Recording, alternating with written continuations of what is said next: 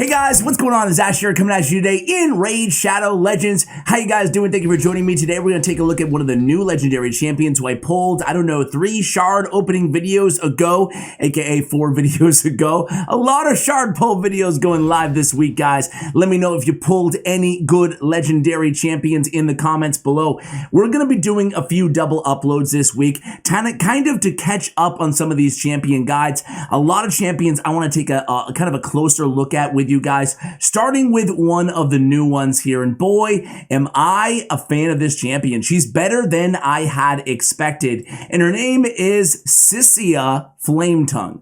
So Sicia Flametongue, very cool aesthetically, you know, as with all the champions here. She's a companion champion with cardio. They both have those insane wings. Sicia does have that, you know, that real kind of Drexstar-esque kind of aesthetic going on with all of these flames absolutely just, you know, coming out of every possible area of her body here. Very, very cool aesthetic. The flame sword as well, which you can barely even scroll out far enough to see there. So very, very cool aesthetic looking champion. One of my favorite out of the Demon Spawn faction. She is Force Affinity as well. She's an HP burn specialist. Let's go ahead and take a look at her kit here. Starting out with Towering Inferno. It is a 3-time hitter on the A1. Each hit has a 15% chance, could be booked up to 30% chance of increasing the duration of HP burn debuffs on the target by 1 turn. Very, very cool to have the HP burn increased duration on an HP burn specialist. We're also going to use her in tandem with Drexstar Blood Twin, mentioning him earlier, again mentioning him now,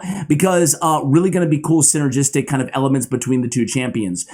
Now, with the 3-time hitter on the A1, you have 2 options here in terms of your tier 6 mastery. We'll talk about that in a moment.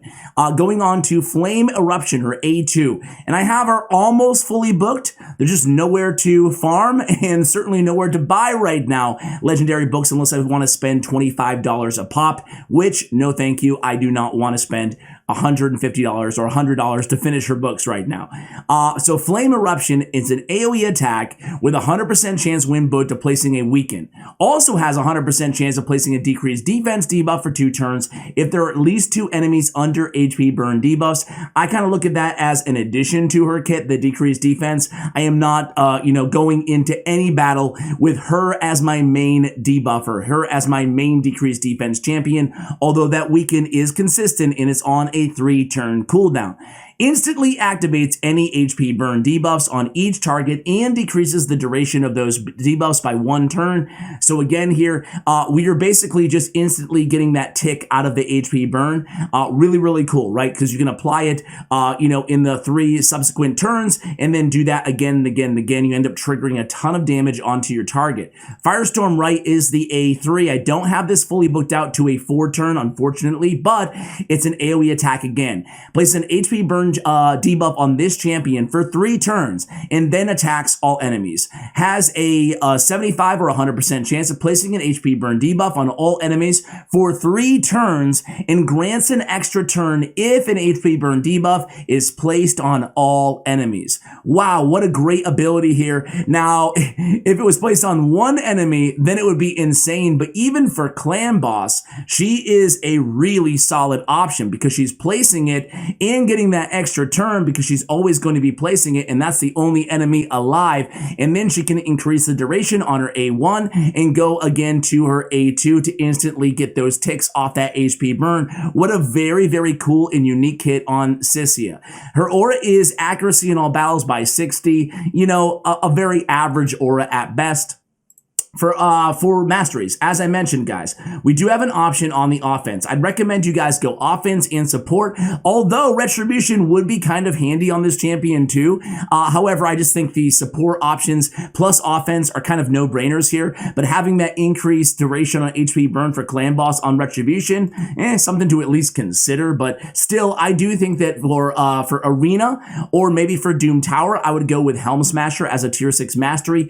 Certainly for Clan Boss and Nuke can maybe coin flip it on Doom Tower in dungeons, etc. Giant Slayer is probably the better option. She does have that triple hitter on her A1. So again, it really falls to you guys, but I decided to put her in Helm Smasher and Savage Gear so we could also try her out in the arena in today's video. She's going to do just fine either way you build her. She'll be putting out a lot of damage, but especially for Clan Boss, I would not shy away from putting a defensive percentage chess piece on her, and then just, you know, bumping up that accuracy and bumping up that speed, making sure that she's landing. She's playing with the HP burns more than just getting a ton of sheer damage. So HP burns plus Giant Slayer for Clan Boss, way to go, right? So we're also getting Master Hexer. This can extend the duration of HP burns. Really important to have Master Hexer on this kit just because we're already getting the tick off on our A2 of the HP burns, right? So we want to have that kind of replenished by any means necessary. Kind of just went down the right-hand side, picked up some accuracy, picked up Lore of Steel, just to give us a little bump here. What do I have? I have crit rate as the secondary set after Savage. So Lore of Steel, very, very, very minimal value here, but, you know, either way, let's take a quick look at her base stats. Notable that her HP is incredibly low at 13k, but also notably that her defense is high for an attack-based champion at 1123. Again, it builds her, or it kind of lends her to being built very well for a Clan Boss team. So in terms of speed, I would say average. Artifacts here are on the good side, not going to lie, but I figured if she's a legendary champion, I'm going to err on the side of putting good gear on her so you can see her, you know, at her best in terms of damage potential and then make decisions based on that. So we do have crit damage on the gauntlets, we have attack percentage on the chest, and we have speed on the boots. Again, go defense percentage. Don't be afraid of defense percentage on this champion if you're having problems keeping her alive. Speaking of which, don't be afraid going HP on the ring or on the, I would just say the ring. Don't be afraid to go HP on the ring with HP percentage as a substat to kind of bolster up that HP a little bit. I would go crit damage on the amulet. Try to get accuracy sub-roll if you can. And then if you can get away with going, depending on where you want to use her, right? Using her in the arena, or using her in Doom Tower, you're going to need high accuracy. Are you using her just in dungeons, just in Doom Tower waves? Then you can probably get away with even putting attack up, you know, flat stat on her banner. Of course, I'm always looking for speed on the banner. Wasn't able to get it here, but this is a type of champion I would not mind if she's much faster than the way we have her built today. So accuracy, crit damage, and attack is my recommendation in terms of stat priorities on this champion. Sure, if you can get a flat stat on HP, just recognize with 13k HP percentage isn't going to do much for you. It does not scale that well. So that's why I recommended main stat on your ring. At least you're just getting that flat stat, which in this case would actually be beneficial as opposed to the norm here on the channel where you're always looking for percentages. When you see HP that low, you start thinking, okay, maybe I can get it from my accessories instead. Even in an emergency situation, maybe even go on the amulet, especially if you have an HP flat stat amulet with a good, you know, double, quad, whatever, triple roll on accuracy, okay? So total stats here on my Sicia is going to be just shy of 30k HP, over 5k on the attack, 2200 defense. She's kind of squishy here in this build. 171 speed, which is fine, 89 crit rate, which is doable, and 331 with the accuracy, high crit damage at 222. Let's go ahead and try her out, guys. Today I'm going to show you her in the arena. I'm going to show you her in Doom Tower. I'd like to show you her on Clan Boss, but I don't have a team, you know, speed tuned or anything. So maybe I'll just do it for the heck of it. But let's start out in, not Dragon's Lair. Let's start, I always show you guys Dragon's Lair. Boring! Let's go Fire Knights instead. Just so you guys can get a feel for what her moves kind of look like here. I'm just going to put her in an OP team. We'll have more, you know, reasonable free-to-play teams. But this is just kind of taking a look at her damage real quick. And I'm going to take auto off. She is on the far right. Again, aesthetically in battle, very, very cool looking champion. Let's just go ahead and auto until you guys can see her opening move here. So her opening move is going to be, again, that A3. She's going last on this squad. Here she goes. So check it out. This is the Firestorm right. This is where she puts HP burn on herself and then grants an extra turn if all of them are placed. I doubt we're going to land all of them here, but look at that. A lot of damage. We're talking like 55 to 85k damage, generally a little bit higher than that. Oh, she did place all the HP burns. Boom! Went right into the A2. I didn't even notice. Too busy rambling. And look at her A1 here, guys. Look at how sick that is. Oh my word. It is a very, very sick looking A1. Here, I'll show you guys that again. Let's go that. Oh, did we miss it already? I guess we missed it. We're going to slow it down for her next A1. And you guys will see just how, oh no, we don't even have a reviver on the squad. Oh no. You know what screwed everything up there, guys? Ironically, what screwed everything up was her taking that extra turn. Otherwise, she would have killed all these dudes on the second wave and placed the weaken. Let's go ahead and try that again here. We still would have won, but the whole idea here is for you to actually see, her against Fire Knight, see what she can do in terms of overall damage. So be careful with that, right? So there she goes. She does not, oh, she does land it all again. She might die on the next wave again. Let's see. This is interesting here, right? So 2 back-to-back extra turns. And again, let's see what she does here. That's the A1. She lands the knockout punch that time. We might be okay on this round. She's going to take a couple hits, but as long as Errol does not one-shot her, now we're going to be okay. We are going to be good to go. So there she goes again. Boom! That's 20K a pop on her A1. Pretty solid, right? I mean, she deals a lot of damage, and I wasn't ready for those multipliers to be that good. Look at that, 71K, and that was that the A2 or the A3? Both AoEs, her A2 AoE and her A3 AoE hit really, really hard, which you love to see. And then for Fire Knight, she's perfect, right? She has that triple hitter. She goes in with the extra round right there, extra turn, excuse me, right there. So although against bosses, I mean, this is why she's so good. She is a wave nuker and a half, right? 2 strong, hard-hitting AoE attacks with a guaranteed weaken and sometimes a decreased defense.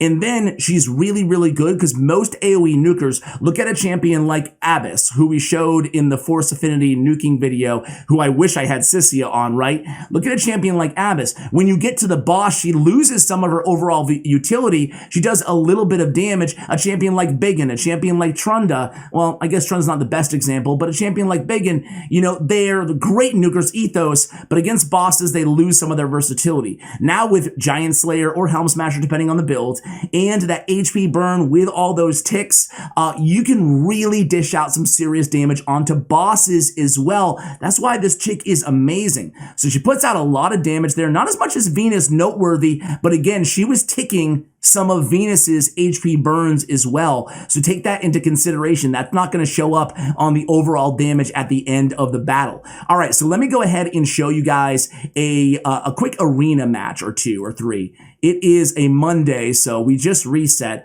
Let's try off against like some easy teams here and see what we can do. So this squad, we basically have we don't even need that. Let's put my man Archmage Helmet in on this squad, and we will be good to go. So where are you, dude? Boom, there we go. All right, so you're going to see her just absolutely annihilate right here. Now, the only bad thing about her inside the arena is that, you'd have to get aim for Magic Affinity teams, but it's very unlikely we're going to land the HP burn on Mashald here. Let's see if we do. Because we want that. Oh! Forget it. Forget about it. She's dead. Everybody's dead. Doesn't need an extra turn, man. All right. So let's pick a team with, oh, look at this team here. A lot of Magic Affinity. You know what that means? They're never going to get a chance to go because she's going to get a chance to nuke 2 times because she's going to land all of her HP burns. She might just she's not going to one-shot everybody this time, is she? Because of the Skull Crown. But anyway, go in here. Let's see if she can kill everybody again. What I want to do just for fun is slow it down so we can really see the animation here on the A3. So here she goes. Boom! Ouch. That was a lot of damage, dude. That's her A3. We haven't even had a chance to do her A2 yet. Let's try to go against a more defensively robust team. So this is a solid team to go against. Let's see what we can do here. Again, we do have a Spirit Affinity in Martyr. We'll see if we can land it against her. Archmage Helmet is so good in the arena because he has a stun on his A2. We haven't been able to have a chance to see it yet because we're just killing everybody. Boom. Everybody's deado. We didn't land all of the HP burns again, but we did kill everybody. We're in gold 3, by the way, here, guys, but that team was, you know, a solid team, 200 and something K power. Let's go after this team one more time because I can't get enough of this. These nukes, man. We haven't even had a chance to see her go back to back. This might be our shot right here, so let's see. Oh, come on, Sil. I mean, not Sil. Come on, Ceres. She went with her trick or treats. It doesn't matter, though. We scored a lot of damage. We didn't land every HP burn, but good God, dude. I mean, the question begs itself right now at this point. Is she a better option than Trunda as the best arena AoE nuker in the game? And my answer is going to be no. I don't think she is, even though this is a good team right here. She's really, really good. But Trunda already does 2 incredibly hard AoE hitting nukes on her A2 when you build her with low accuracy, on her A3, excuse me, Forge Rhythm when you build her with low accuracy. And then she can go in with an incredibly hard hitting A2 as well. I guess you can make the case that Sicia is the best AoE nuker, or at least up there, you know, maybe top 5 AoE nuker in the game if you're going against non-Spirit Affinity champions such as this matchup right here. Again, a pretty weak team overall power-wise. I didn't see that until the last second, so my bad on that. But let's see if she can get a chance to go back-to-back here. Probably not. Yeah, it's going to be 86k damage. Just for the heck of it, guys, let's go one more team. They're so weak in the power. Let's see if we can find like a really powerful team here, guys. I'll burn a few. 115 is not going to cut it. I want to give you guys a more realistic expectation going against teams. There was that one good team we went against so far, or I should say, like, when I say good, it's really synonymous with pay to win. So let's see. All right, so this team looks pretty good here, guys. I was just looking for a non-spirit team that had a bunch of like good legendary champions on it. So this will be the last arena match, and then we can go into whatever's next. I'm going to start with the A2 this time. We won't have the crit damage, but let's go against, let's land those stuns. That's why I love him so much, man. 2 enemies stunned. He adds Archmage Helmet, that is. He definitely adds like a cool extra utility to your battles. 100k on Ethos. Dude, she is a nuker and a half in the arena. I will give her that. Let's go ahead and take a trip into Doom Tower. All right, guys, as promised here in Doom Tower, this is floor 19 of hard. It's only, you know, Monday at the time of this recording. The video will go live on Tuesday. But as promised, I wanted to put her, with a more accessible team. So we have Drexstar. I also wanted to pair her up with another HP burn champion that a lot of you guys have because of the bizarre fragments and the other fragment summon on Drexstar. Then we have Reliquary, we have Bellower, and we have Sil of the Drakes. So essentially, this team is a simple team to understand. We have a Reviver and a Healer in Reliquary. We have 2 stun champions, and then we have 2 HP burn champions, and that's about it. So a really good, especially if you don't have Seer, a really good wave killing strategy to use a team like this. Double stun and then kind of 2 synergistic champions. They don't both have to have HP burn, but this is a really fun team to watch because of it. So trying to basically land as many stuns as possible while Reliquary Tender goes ahead and heals everybody. And you saw how much damage that did. It's going to be interesting to compare Drexstar and Sicia's damage in this round. And I just love, again, the look of that A1. It's like she is just attacking the enemy like a bat. Boom! She like flies over. It's a cool animation. I'm a real big fan of what they've done with this champ. I would love to, ooh, she wasted her AoE there on the one target. I hate when that happens. But you can see I do have Reliquary and Relentless gear. I'm a big fan of having your kind of good support champions. Apothecary is another one. I love having him in Relentless because then he can kind of rattle off those heals back to back. It's only on a 2-turn cooldown, or what would otherwise be back to back because it gets that extra turn. So here we go, another A1 going in there. Landing a lot of damage off of all of those HP burn ticks. Are you guys keeping an eye on those HP burns? I'm going to show you a clan boss battle too. However, again, it's not going to be with an optimized team, so it's really just going to be to see kind of what she can do in a clan boss situation. So I'm not going to redo her masteries, so just, you know, suffice it to say, you put that Giant Slayer on her for clan boss, definitely going to be the way to go. So she goes in with an A1, which is good. We'll get an AoE. The nice thing with this kind of squad, right, is a lot of the enemies are going to be under HP burn anyway. with Drexstar on the same team, so she can land the decreased defense. It didn't work out in that situation. There was only one enemy on HP burn, but it's nice to have the 2 revivers on this team as well. So if she were to AoE now into a, wow, look at that. Just incredible. All the enemies were under HP burn. She goes right back into her A1, and now her A2, I think, is up right now. Let's see. Boom. See how this can really snowball into more and more damage? A3 extra turn because of Drexstar putting the HP burns, and boom, she finishes it off there. And look at that, she puts out almost double the damage as Drexstar Blood Twin. Definitely kind of shows the prowess of the HP burn and those nukes at the same time. What a tremendous champion. Okay, let's go ahead and show you Clan Boss just for the heck of it here, guys. All right, guys, so for heading into Clan Boss, I did change the tier 6 mastery to Giant Slayer here away from Helm Smasher. So make note of that. I also made a quick change and put on defensive percentage instead of attack percentage on the chest piece. She is still very squishy, so we have a all epic team around her with some heals from Vrask. Well, you have the counterattack, which I think synergizes very, very well off Skull Crusher because, again, the A1 will extend the duration of those HP burns, thus giving her the chance of course, land or taking extra turns, right? We want to have always that HP burn on the Clan Boss. That way we're always making sure we go from the A3 into the A2 every single time. That's why counterattack is really, really important, I think, when using this champion. As a matter of fact, just think of all the Giant Slayer A1s, 3 hits with Giant Slayer every single time she counterattacks as well. So I think pairing her with a counterattack champion is really, it's hard to say mandatory, but certainly to get the full value out of her. If you're not going to do that, I'd probably just go with another champion and that kind of damage dealing slot on your team. That's just kind of my take on it to get that full value counter. Look at how much damage she's doing off of those counterattacks. It's pretty insane. So even Skull Crusher, obviously Martyr, Valkyrie, if you have them, but she's going to be doing a lot of damage. Look at those Giant Slayer procs, you know, 60, 70k extra damage there. Very, very good stuff. And again, look at all that damage, man. Those A1s are really, really going to add up and probably do more damage overall than the HP burns themselves.